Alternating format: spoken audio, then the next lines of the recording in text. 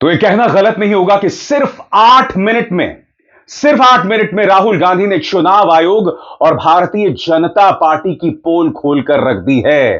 धागे खोलकर रख दिए हैं। मगर समानांतर तौर पर क्या हो रहा है?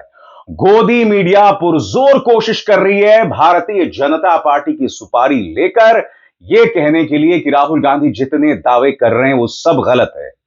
अजीब और गरीब बात यह है कि चुनाव आयोग अपनी तरफ से सिर्फ धमका रहा है, सिर्फ यह कह रहा है कि राहुल गांधी आप शपथ लीजिए, ओथ लीजिए। और खास बात यह भी है कि गोदी मीडिया भी वही भाषा का इस्तेमाल कर रहा है। भारतीय जनता पार्टी के ट्विटर हैंडल ने या सोशल मीडिया हैंडल एक्स ने न्यूज 18 के एक दंगाई पत्रकार के क्लिप का इस्तेमाल किया है, जिसमें वो भी उसी अंदाज में कह रहा है कि राहुल गांधी ओथ क्यों नहीं ले लेते, शपथ लेकर ये तमाम दावे क्यों नहीं करते। जबकि आप जानते हैं कि राहुल गांधी सबसे बड़ी शपथ ले चुके हैं, संविधान की शपथ। विपक्ष के इन सवालों का जवाब देने के बजाय अनर्गल प्रलाप में लगा हुआ है चुनाव आयोग। और यही वजह है कि राहुल गांधी ने कहा है कि सत्ता बदलेगी और जितने नौकरशाहों ने इस दौर में इस सरकार का या भारतीय जनता पार्टी का साथ दिया वोट चोरी में, सबको सवालों के जवाब देने पड़ेंगे। मगर सबसे बड़ी बात दोस्तों, गोदी मीडिया का किरदार याद है? आदित्य श्रीवास्तव, जिसका नाम उत्तर प्रदेश में भी है, बैंगलोर में भी है। याद है आपको? गुरकीरत सिंह, जिसका नाम 4 जगहों पर है, या विशाल सिंह, जिसका नाम उत्तर प्रदेश में भी है, बैंगलोर में भी है। अब आदित्य श्रीवास्तव से बात करने का दावा इंडिया टीवी कर रहा है। आदित्य श्रीवास्तव ये कह रहे हैं कि मैंने फॉर्म 8 का इस्तेमाल किया अपना पता बदलने के लिए। जबकि दोस्तों, फॉर्म 8 सिर्फ आप स्थानीय तौर पर जब पता बदलते हैं तब फॉर्म 8 का इस्तेमाल होता है, यानी कि गलत बयानी करना, लगातार गलत बयानी करना। अब मैं आपको सुनाना चाहता हूं राहुल गांधी किस तरह से सिर्फ 8 मिनट में चुनाव आयोग, भारतीय जनता पार्टी सबकी पोल खोल रहे हैं और साथ ही चेतावनी दे रहे हैं चुनाव आयोग के अधिकारियों को, जिसे भारतीय जनता पार्टी कांग्रेस का चरित्र बता रही है। सुना जाए। नमस्कार, मैं राजनीतिक परिवार में पैदा हुआ। जब मैं छोटा सा था 1980 में प्रियंका और मैं घर में लेई बनाते थे, रात को निकलकर पोस्टर चिपकाते थे। चुनाव समझता हूं, 20 साल से मैं स्वयं चुनाव लड़ रहा हूं। पोलिंग कैसे होती है, पोलिंग बूथ कैसे मैनेज किया जाता है, वोटर लिस्ट, फॉर्म 17, ये सब मैं गहराई से समझता हूं। कुछ समय पहले हमें दाल में काला लगा। चुनाव के नतीजे आते थे, मूड एक तरीके का होता था, रिजल्ट दूसरे तरीके का। मुझे याद है उत्तराखंड में हम चुनाव हारे। बाद में मैंने कैंडिडेट से पूछा कि जहां रोड शो हुआ था वहां जाके देखिए हमें कितने वोट मिले। हजारों लोग आए थे, पोलिंग बूथ में किसी ने वोट नहीं किया। यह असंभव था, यह हो ही नहीं सकता। उसके बाद छत्तीसगढ़ और मध्य प्रदेश के रिजल्ट, हमें लगा कुछ ना कुछ गलत हो रहा है।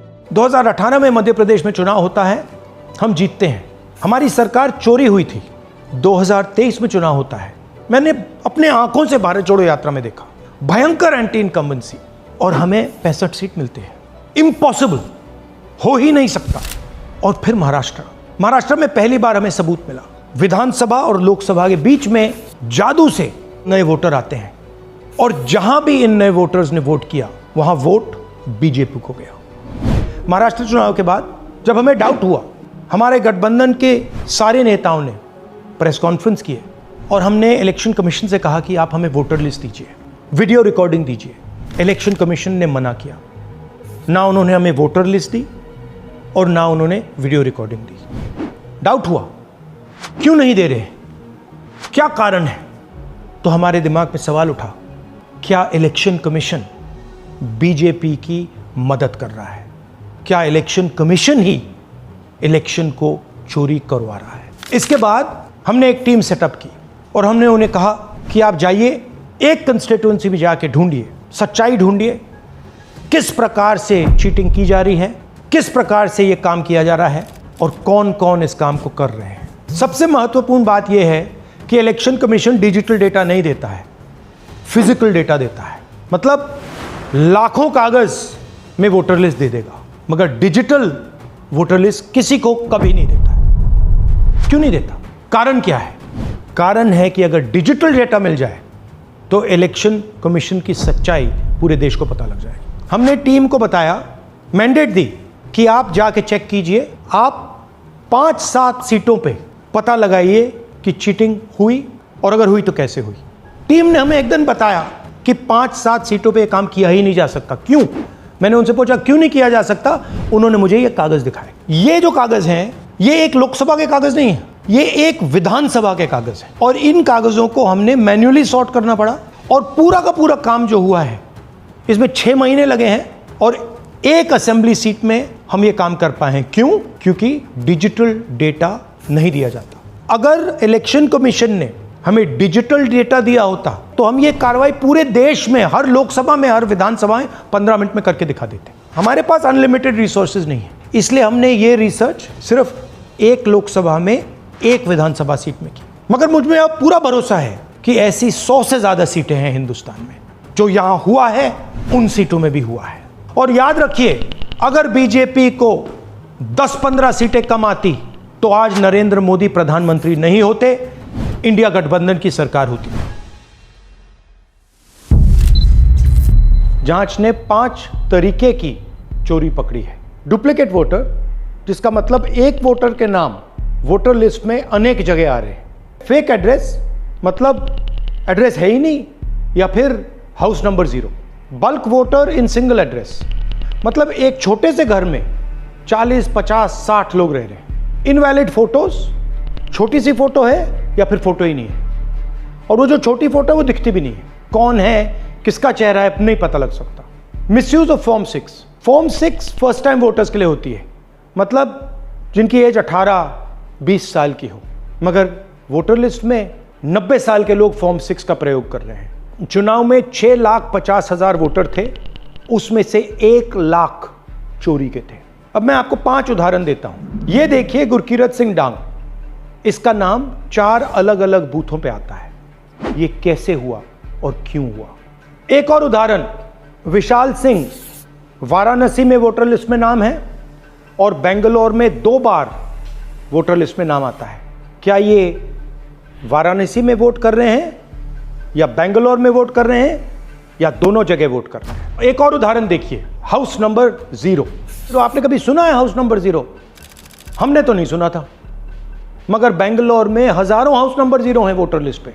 हाउस नंबर 35 की कहानी सुनिए। छोटा सा घर है, ज्यादा से ज्यादा 4 लोग रह सकते हैं, मगर इस 35 में 80 लोग वोटर लिस्ट में रजिस्टर्ड है।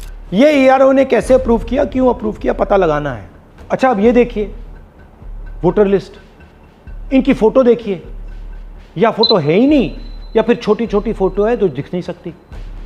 इन वोटर आईडीज पे वोट दिया गया है। अब मैं आपको बताता हूं शकुन रानी की कहानी। फर्स्ट टाइम वोटर बनी है, 70 साल की आयु है। एक बार फॉर्म 6 का प्रयोग किया और उसके कुछ ही महीने बाद दूसरी बार फॉर्म 6 का प्रयोग होता है। 2 बार इनका नाम वोटर लिस्ट में आता है और फर्स्ट टाइम वोटर की लिस्ट में आता है। ये फर्स्ट टाइम वोटर हो ही नहीं सकती। तो क्या शकुन रानी जी ने वोट किया या किसी और ने शकुन रानी जी के लिए वोट किया? ये ही छुपाने के लिए सीसीटीवी का डेटा हमें नहीं दिया जा रहा है। और ये शकुन रानी जी अकेली नहीं है, ऐसे हजारों लोग हैं जिन्होंने फॉर्म 6 का प्रयोग करके 2-3 बार वोटर लिस्ट में नाम डाला है। हमने पहले इलेक्शन कमीशन से इलेक्ट्रॉनिक वोटर लिस्ट मांगी थी, सीसीटीवी फुटेज मांगी थी। उन्होंने अपना काम नहीं किया, हमें नहीं दिया। फिर हमने अपना इन्वेस्टिगेशन कराया, आरटीआई भरे और हमारे पास डेटा आया। भाई और बहनों, सच्चाई यह है कि हिंदुस्तान में इलेक्शन कमीशन और बीजेपी मिलकर इलेक्शन चोरी कर रहे हैं। ये पूरा का पूरा सबूत ब्लैक एंड व्हाइट में आज हमने आपको दिया है। इलेक्शन कमीशन जानता है कि हमने उनकी चोरी पकड़ ली है, इसीलिए एसआईआर आया है। ये एसआईआर जो है इंस्टीट्यूशनलाइज चोरी है। इलेक्शन कमीशन खुलकर बिना डरे बीजेपी के साथ मिलकर चोरी कर रहा है। और ये जो एसआईआर है, इसका लक्ष्य गरीबों का जो हक है, उनका वोट जो है, उनसे चोरी करने का है। मैं आपको एक और बात बताना चाहता हूं। इस पूरी इन्वेस्टिगेशन में हमने वोटर एडिशन को देखा है, मगर जितना एडिशन होता है शायद उससे ज्यादा डिलीशन होता है, सब्ट्रैक्शन होता है। तो ये सिर्फ एक मेन तरीका हमने पकड़ा है, दूसरे तरीके पे हमने इन्वेस्टिगेशन की ही नहीं है अभी। मैं इलेक्शन कमीशन और इलेक्शन के ऑफिसर्स को साफ कह रहा हूं, आप जो कर रहे हो गलत कर रहे हो, ये ट्रीजन है, देश के खिलाफ है, ये मत भूलिए। टाइम आएगा हम आपको पकड़ेंगे, बचने वाले नहीं हो। It is critical that we expose voter चोरी।